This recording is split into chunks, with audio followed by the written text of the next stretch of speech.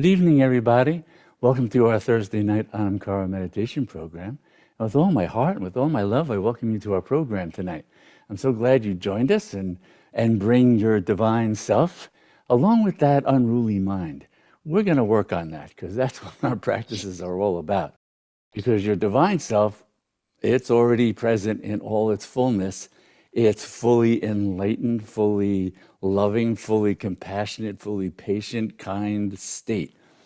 So really what we're trying to do is through all the practices and through a practice like getting together as satsang, to really transform the mind so it becomes transparent to your true self, your real natural state of being.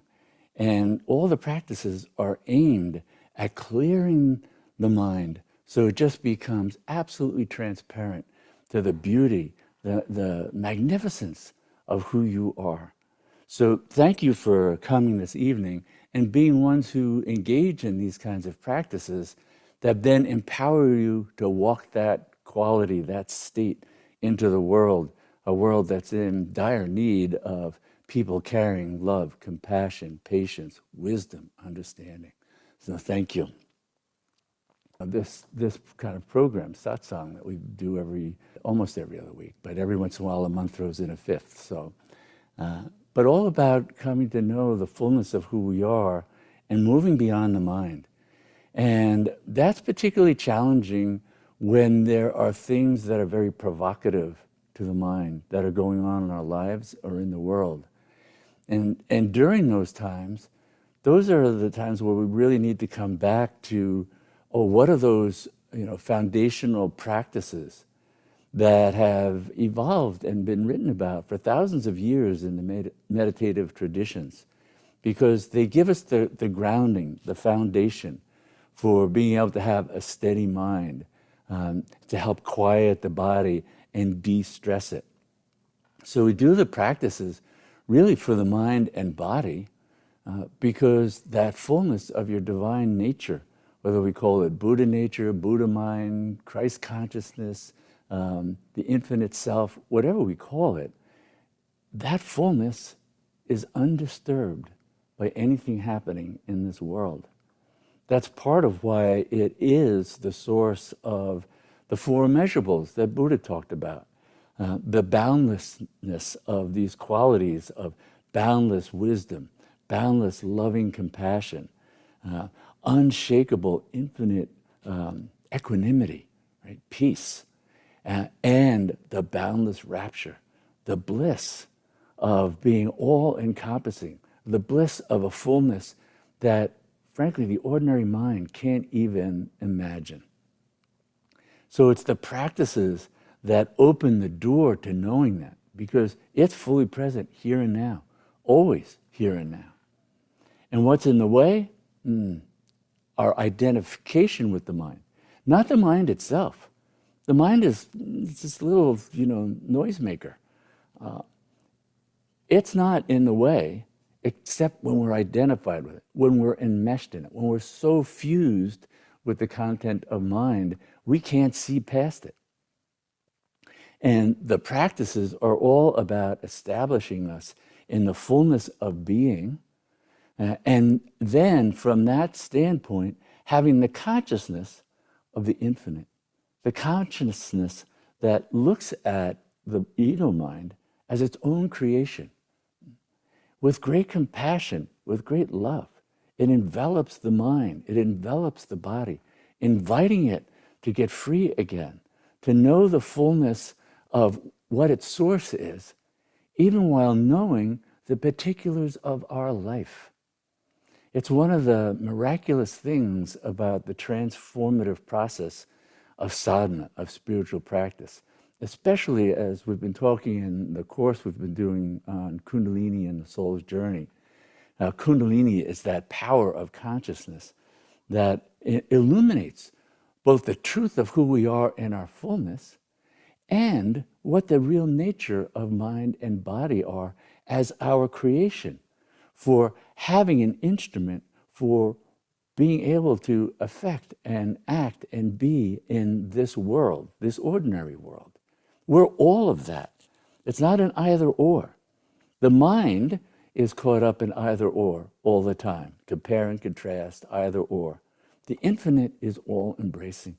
All it sees is itself. There's a sameness to that landscape because it looks and all it sees is its own sublime reflection everywhere, in everything, including you. You're that perfect emanation of the infinite as yourself here and now. For the mind to participate in that knowing, for the mind to then be able to access the rapturous, loving quality of that knowing. It's not just an idea, a concept. The ordinary mind thinks like, oh, knowing is like a conceptual knowledge. No, this is the full felt knowledge of that, the full immersion in that. That's why it's the rapture that then suffuses every cell in the body. But in order to access that, well, we have to transform our view. Our view is locked into, I'm just this mind, I'm just this body, I'm this thought that arises, I'm a feeling that arises. So the practices that we do across different meditative traditions, to begin with, have to do with just how do we shift attention? Because when you look at all the different yogic practices, Buddhist practices, mystical traditions, whether it's Christian mystical traditions, Sufi mystical traditions, Kabbalah, any of these traditions, what they're working with always is attention. What else do you do?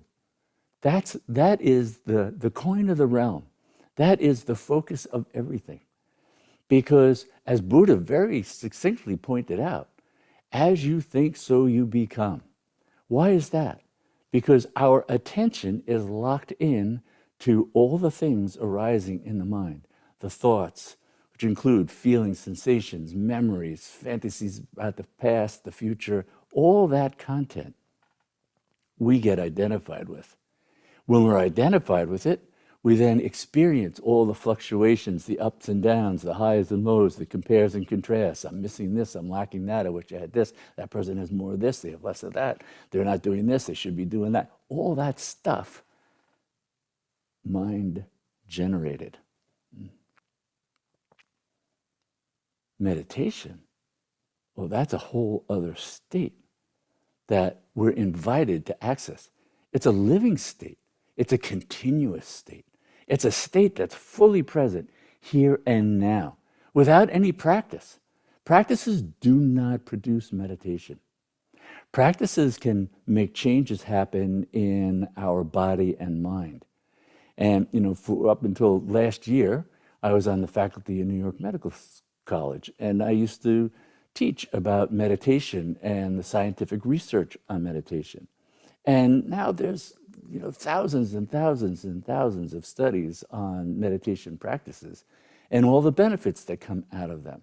Everything from lowering your cholesterol level and blood pressure to changes in respiration, changes for people who have asthma, changes in insomnia, people sleep better, all kinds of changes. Right? Those are changes in mind and body. Right? And they're, from a yogic point of view, they're side effects. Yogis weren't meditating to lower their blood pressure. Meditate to know God. Yoga means union. Union with the infinite, union with the divine, union with yourself. So that's the whole aim of all the practices. And all the practices are making use of attention. So when we think about what we're doing, we're marshaling our attention because it's so used to going out after this thought, this feeling, this memory, all these different things, that interaction I had before with this person or that person, all the things that keep stirring the mind. And the practices are aimed at helping to settle the mind, quiet the mind, clear the mind, so that we can then see what's beyond the mind. What's beyond the mind? What holds the mind? Where's the consciousness of which the mind is but a ray emanating from? What's the consciousness that illuminates thoughts? What's the consciousness as you're sitting there that allows you to be aware of how your body feels, what the room is like that you're in, what thoughts might be going through your mind, what memories might be in the background. There's a luminous quality to consciousness itself that we turn our attention to. Because usually we're attending to what that light of consciousness is illuminating.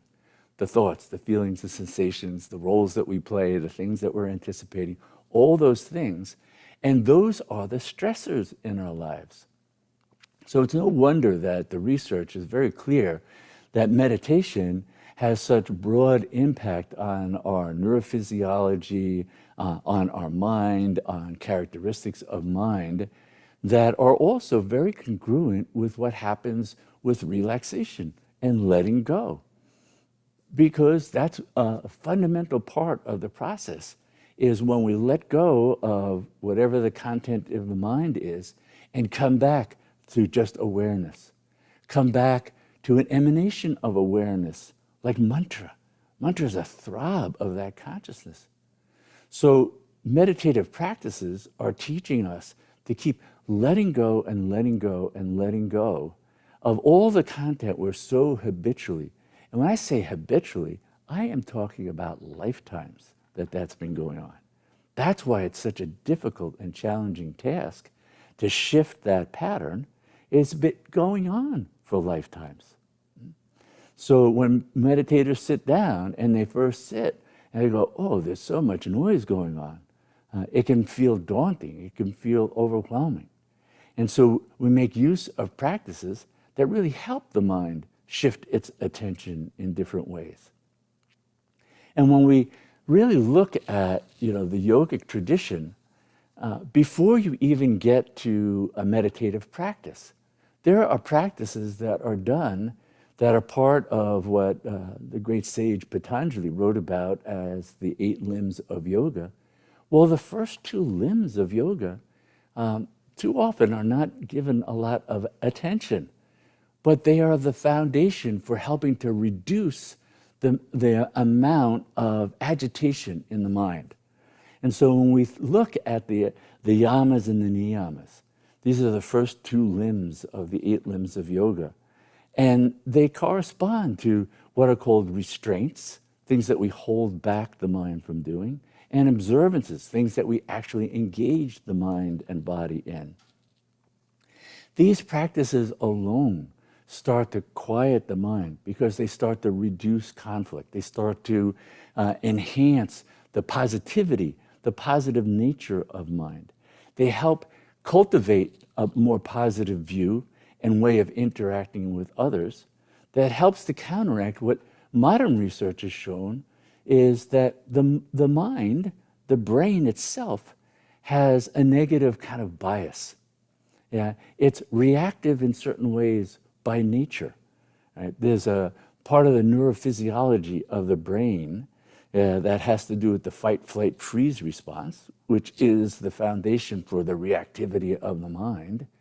Well, it evolved to help us stay alive in very threatening environments. Oh, that was tens of thousands of years ago, but that apparatus is still part of our brain. And so it's always scanning for threats, things it has to be wary of. And so it has that kind of negative bias to it. And so that area of the brain, a subcortical area called the amygdala, and Daniel Goleman, a great psychologist, coined the term amygdala hijack. It's when that fight, flight, freeze response takes over, because then there's a whole cascade of stress responses that goes on in the body. And that's where we get shortness of breath, we get agitated, the mind gets more racing, we're provoked. We all know what it is to be provoked and triggered. That's that part of the brain.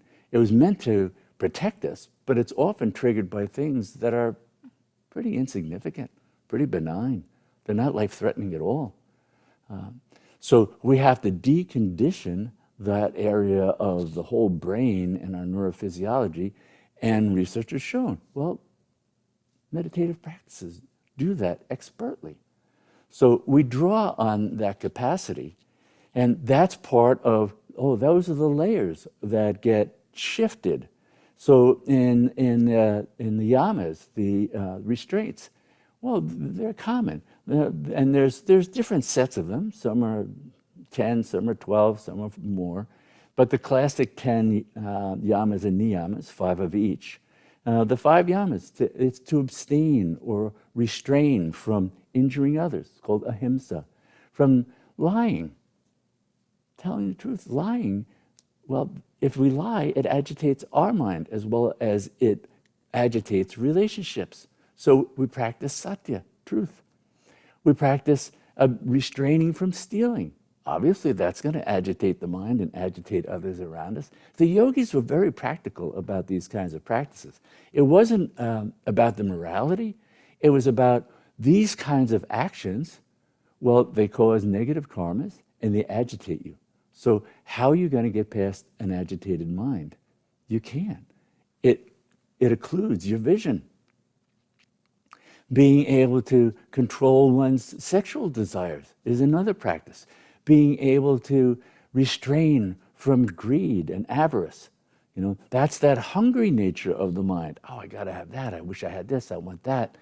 Agitates, agitates, agitates. So the yogis were very practical about saying, wait a minute, if our attention keeps going with the mind, and the mind is agitated by all these things, let's quiet the mind by refraining, abstaining from these things. It helps set the condition for meditation to be able to unfold naturally. And then there were observances, practices we do, right? And like practicing purity, purity in our lives, watching what's going on in our environment. How do we clear that up so we're not, agitated by seeing disorder and lack of purity around us? How do we practice contentment, santosh? Contentment. So often people think, contentment, well, that just arises when you satisfied all your desires, or at least the big one in the moment.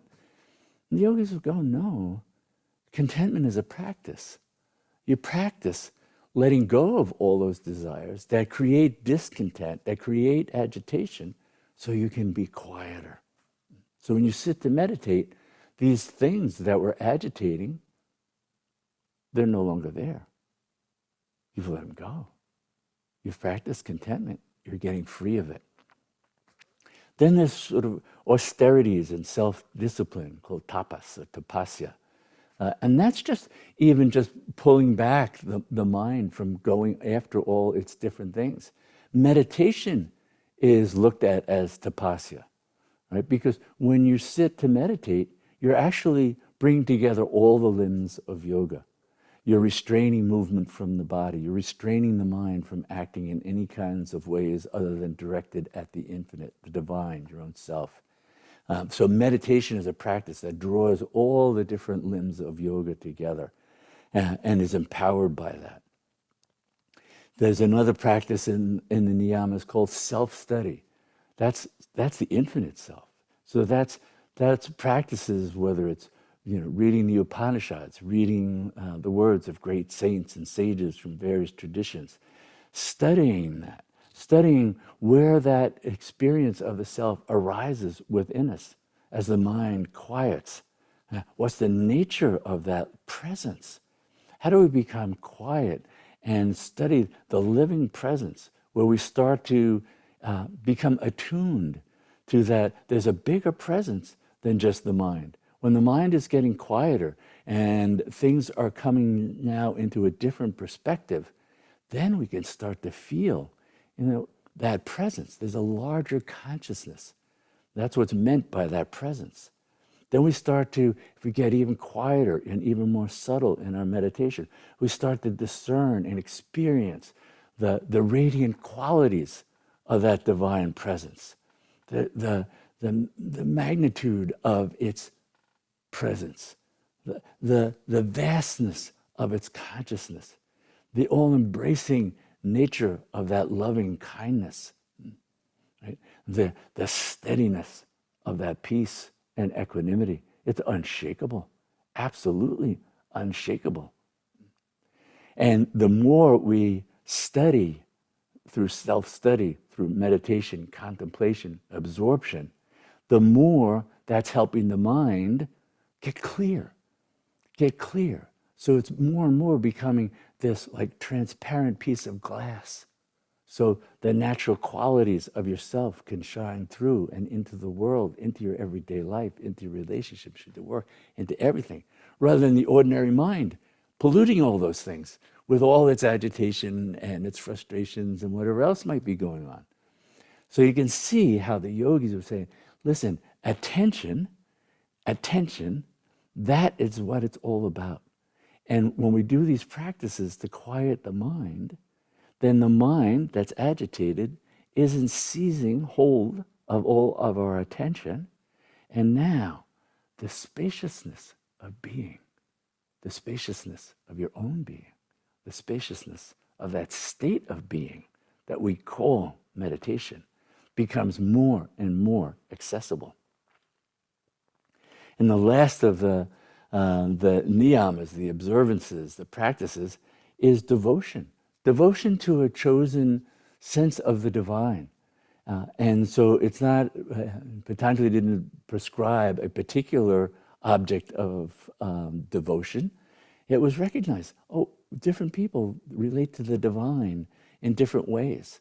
And some will relate to various images or experiences of the divine feminine, others the divine masculine.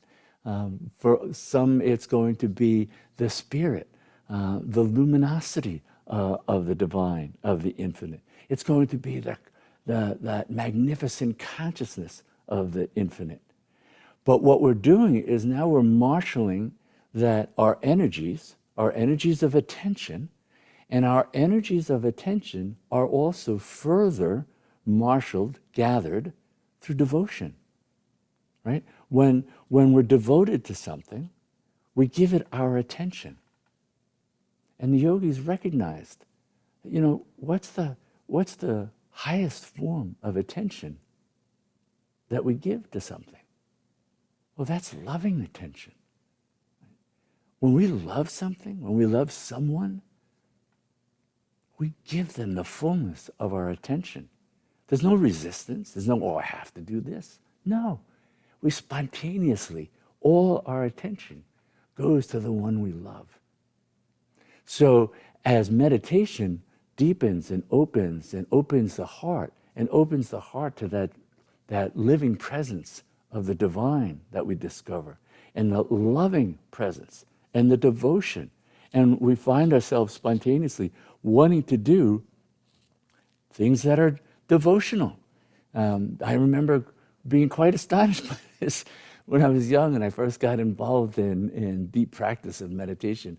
I came out of a Protestant tradition, Methodism, and devotion was not at all emphasized. And after having this awakening experience related to Kundalini, the inner power of consciousness, I was finding myself devoted, seeking out ways to learn how to do devotional practices.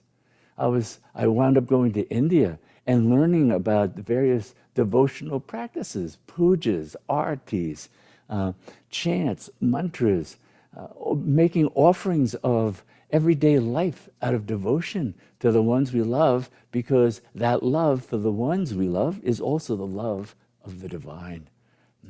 And so it's an easy bridge through love and devotion into that living presence of the divine.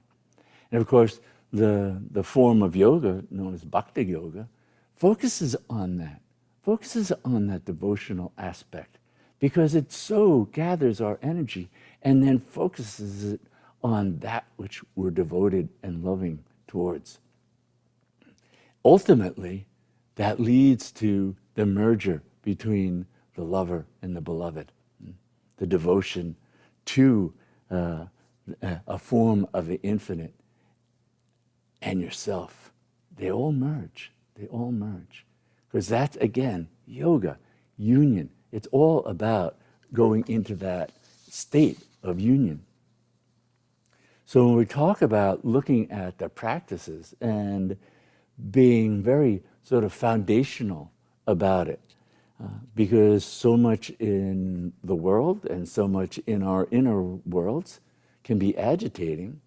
We want to be clear that, when we sit to meditate, that it is such a sacred practice. We become aware that, our attitude of approach to meditation is really important. Our posture, right? How are we sitting? How does that reflect an attitude of approach that says, this is the time that I've set aside, whether it's 5 minutes or 60 minutes for meditation, you're approaching the living presence of the divine, right? Within you, around you, everywhere. So we want to be aware. We want our attention to be at its highest. We want to give the best quality of attention. And so posture affects attention. In fact, part of what I used to do is biofeedback training. Some of the research that came out of that discipline showed how much posture affects attention. And so an upright posture is congruent with our best attention. As soon as we slouch, as soon as we hunch over, our breathing gets contracted, our attention wanes, and we need to shift. If we have a back issue, have support. Even if it means lying flat on a floor, a straight back is going to support attention better than anything that's bent. So we work with that. So when we're doing meditation and we're, again, gathering our energies for participation and how to fully engage in the meditative practice, get all our attention together, posture is fundamental. So an upright, relaxed posture. We want to be able to have our knees. These are little technicalities that help. If our knees are lower than our hips, right? If this is sort of the juncture between our body and our legs, when we have our knees lower than our hips, it opens our diaphragm and allows us to breathe better. Right?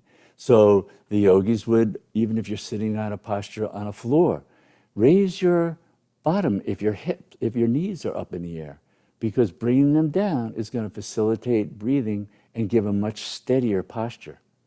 So we're developing a practice where our posture is good, it's steady, it's like a mountain, right? And whatever's going on in the body communicates itself to the mind. So if the body doesn't feel balanced, if it doesn't feel solid, if it doesn't feel like it has the right support, we can ignore it, but it's not going to go away, and it's going to affect the quality of our meditation.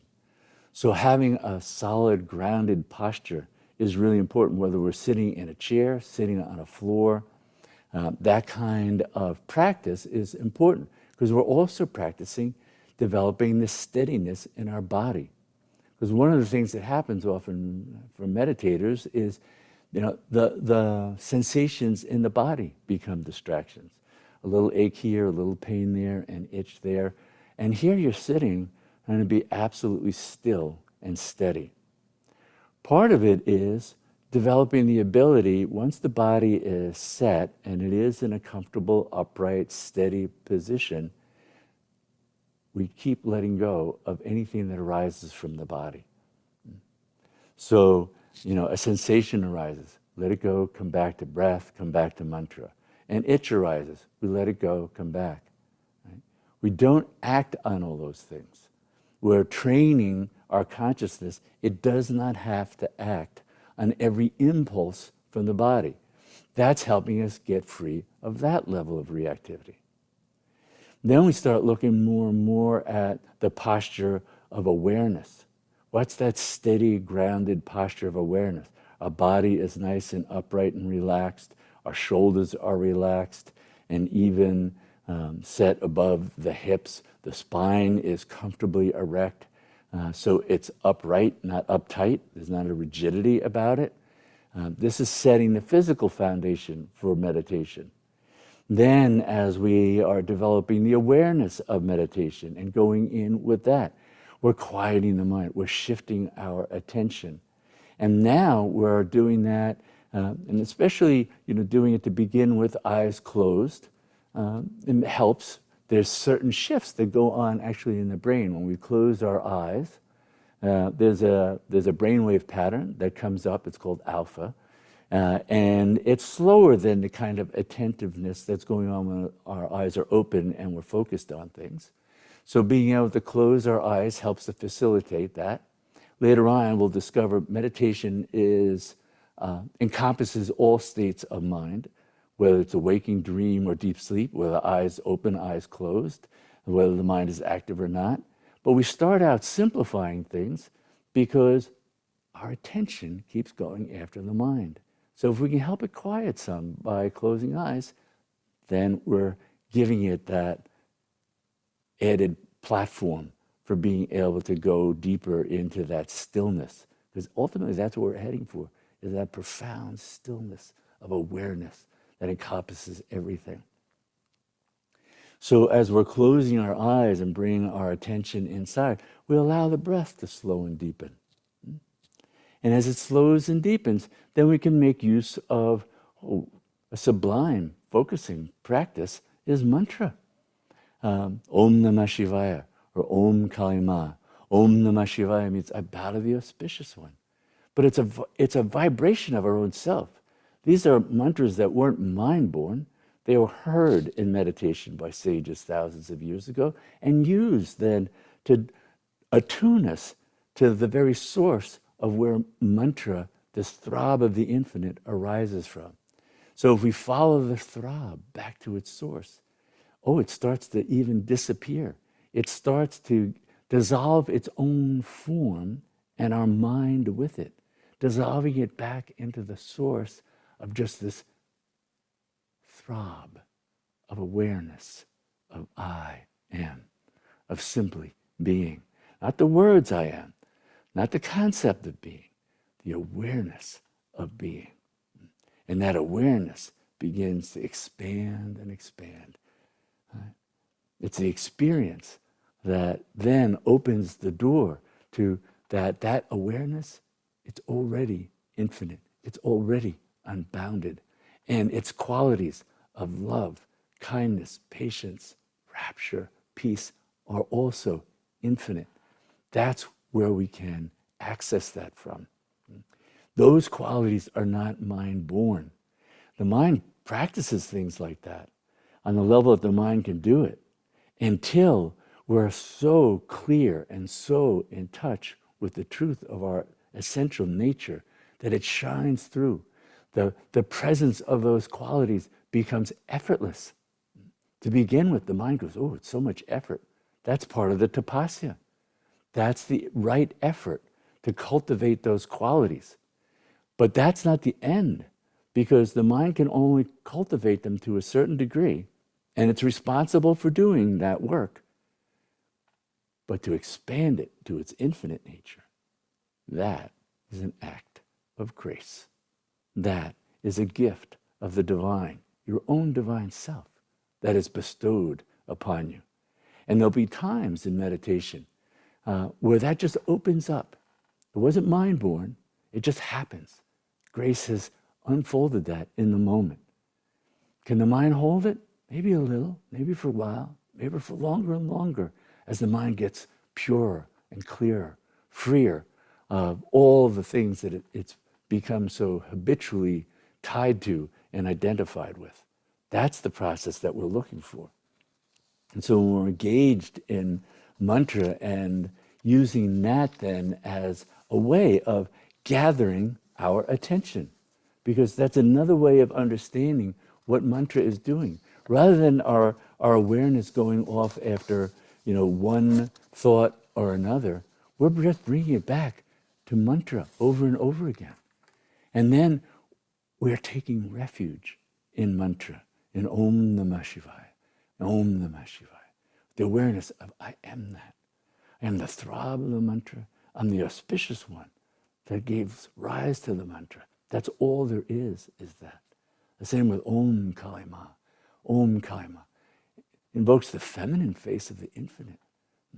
just another facet of the one. Behind that face is the one, the infinite, that wears so many faces so everybody can find one to relate to connect with, to feel the love, the devotion emanating. And in the end, it's all emanating from you. That's the truth of who you are. So we keep coming back to the practices, and especially when times are challenging, whether it's times in our personal life, times in the world.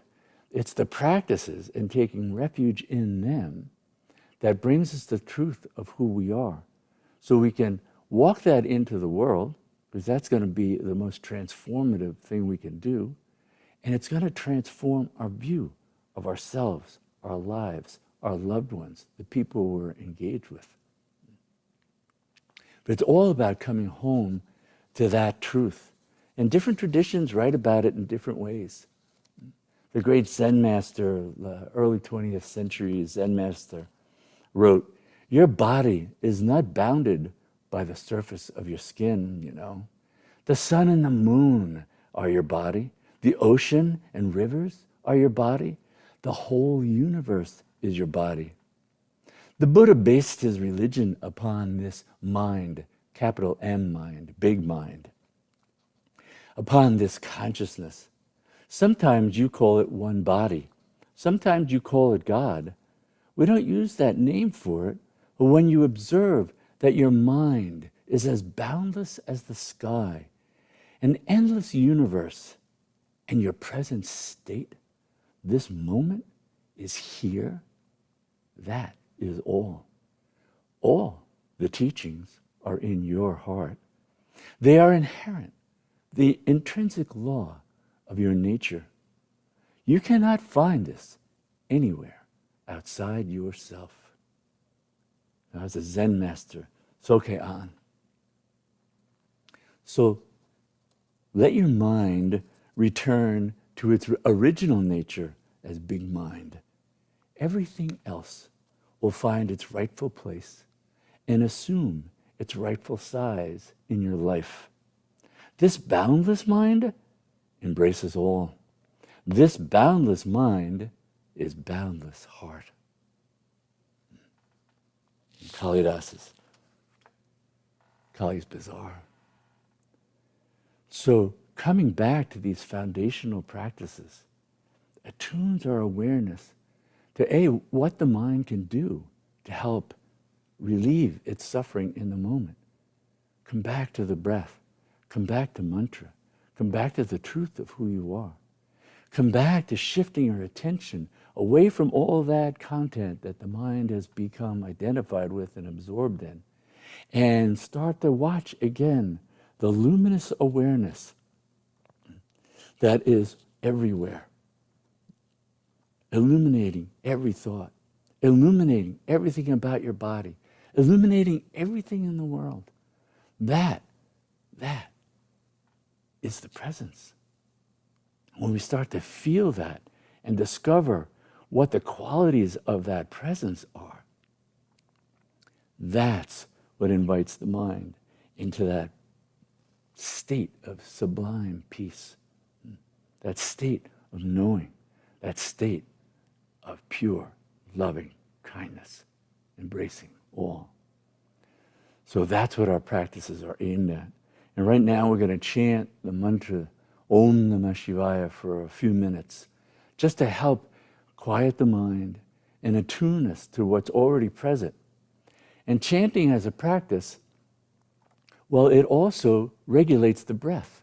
It's one of the things the yogis recognized, that when you slow and deepen the breath, it helps to calm the mind. Now we have a lot of research that shows the absolute truth of this. But what happens when you're chanting is that there's a natural regulation of the breath, what the yogis call pranayama. All right? And that happens with the breath. You inhale, and then we chant the Om. You inhale again, and then you chant the Namah. And then you inhale again, and you chant the Shivaya. That slow, deep practice of breathing that goes with the chant is part of this practice. So even if you're doing it quietly at home, do that because it's going to help regulate the breath, okay? It's part of the practice. And the awareness is that that mantra is a throb of consciousness itself. We become fully absorbed in that. We become aware that I am that. I am the mantra. I'm the sound of the mantra. I'm the source of the mantra. I'm what is beyond mantra.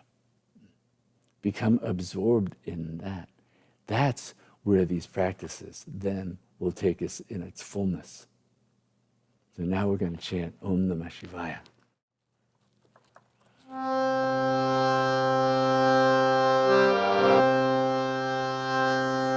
Shri Matakali Mandevi Ki Jai. Om Namah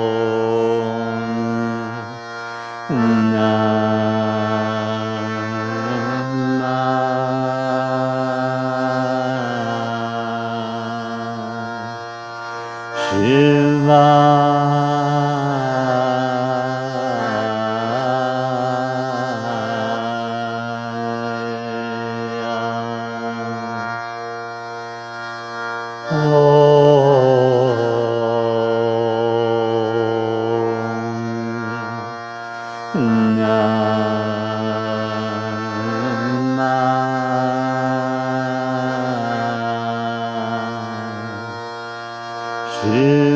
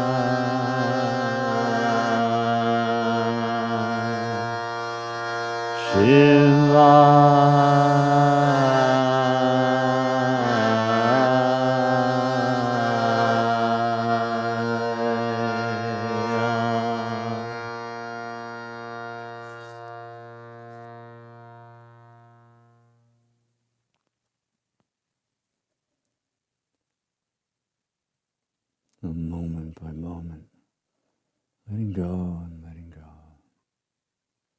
Letting go into the silence, silence deepening, silence releasing, releasing all energy. Letting go and letting go. Listen, listen deeply. Listen more deeply, beyond speech, beyond sound, beyond thought, beyond silence. Listen.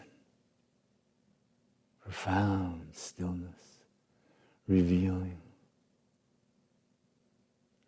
sound, a mantra emerging from light,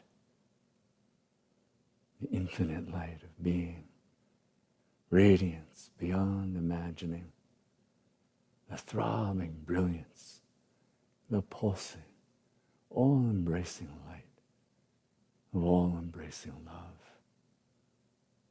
the divine presence, yourself, it's self-revealing, self-knowing.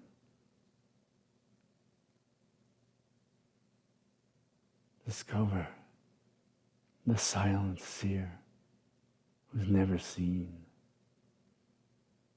known only by those who disappear, dissolved into the silence, the stillness.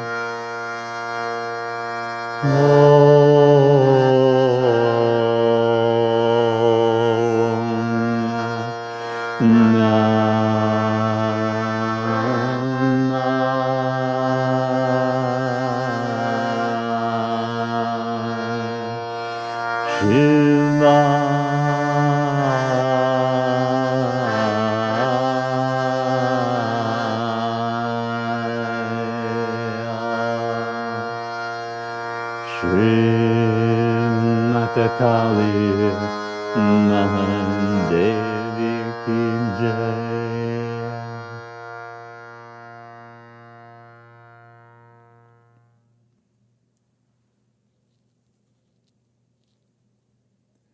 We end with this prayer that may all our practices truly benefit everyone, and may all beings know complete freedom from suffering. Namaste.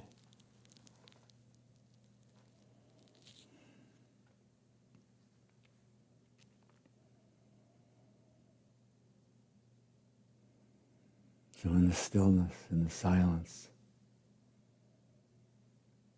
that's where we come to the direct knowing of the truth of who we are. So we can walk that knowledge, that wisdom, that equanimity, that love into our everyday lives. So all we encounter, all the people we engage with, to be present. The yamas and the niyamas. They're a foundation. They help to create a steadiness of the mind. They're giving it something to engage and cultivate that leads to that deepening ease and comfort within ourself, within our lives, within the world. So giving attention to those as well. It's all about attention, what we give our attention to. So when the yogis talked about the yamas and the niyamas, it wasn't to make you more divine. You can't be more than divine than you already are. That is your nature, the fullness of the infinite in the moment. That's you. But to know that, yourself knows that, your divine one knows that. For the mind to participate in that knowing, not on a conceptual level, not by reading a philosophy that says that, but to know that, to drown in that, to come out of the living waters of that, drenched, dripping with that wisdom, that love, that compassion, that unshakable equanimity. That's the gift of the practices that take us to the self so we can live from that place. So we get together on these Thursday evenings twice a month and for courses and other times to become fully immersed in that, to more and more easily and fully live that into our lives. So I want to thank you for coming and thank you for being ones who engage in practice and then carry the gifts of your practices into the world when we so desperately need it. So thank you. Thank you. Keep your practices strong. The world needs that. They need you being a light with the self, with the divine. So thank you. Thank you for the many ways you support Anam Cara, through donations, through sharing the e-newsletter, sharing these programs and the videos. We're just trying to make this available to as many people as possible. So thank you for supporting it in the ways that you do. And then I look forward to seeing you again in 2 weeks. Namaste.